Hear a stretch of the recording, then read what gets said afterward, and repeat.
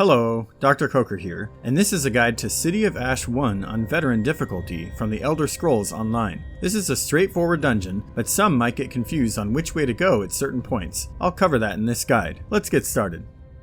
From the entrance, the first boss you want to head to is Infernal Guardian here.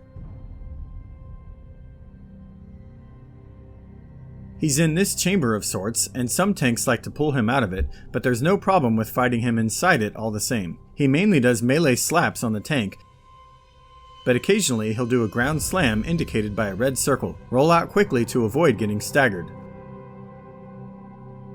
He'll sometimes wobble around spitting fireballs everywhere. Just stay close to him but outside his hitbox, as it will have a red circle and deal damage during this ability. Players should stay close to him anyway, because if you get too far he will root you in place. Once he's down, you turn around and head south to pick up these two bosses.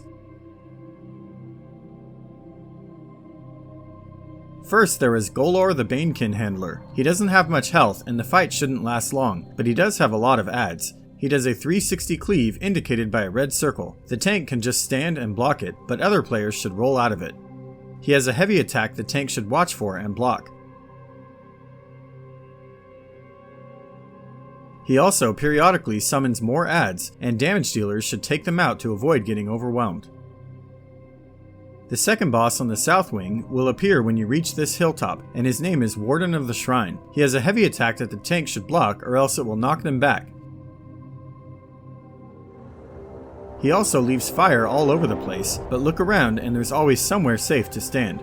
If any player gets too far away, he will teleport to them and strike them.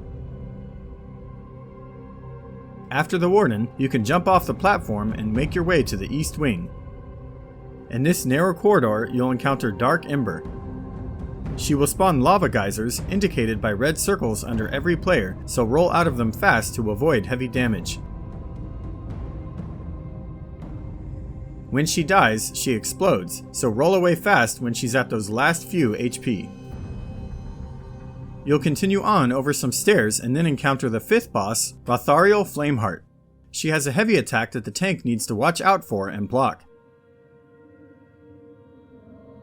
She also does a 360 cleave indicated by a red circle. Again, the tank can just block it, but others should roll out of it.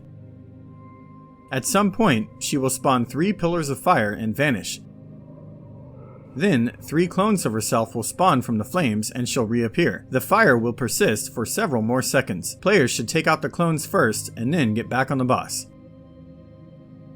Finally, you will enter a large room with shallow pools of water and you'll encounter the last boss, Razor Master Erthas.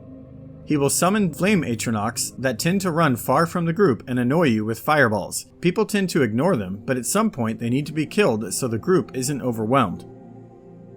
Erthas will occasionally target a player with Blazing Arrow. This will set you on fire and deal a lot of damage, but you can walk around in the water for a second to cleanse it. Sometimes he will target a spot on the ground indicated by a red circle, and 4 lines of fire will come out of it. Just keep an eye out to avoid getting burned. Every now and then, he will teleport across the room. Just run back to him and keep fighting. If you activate hard mode, no new mechanics are added. The boss just gains extra health and deals increased damage.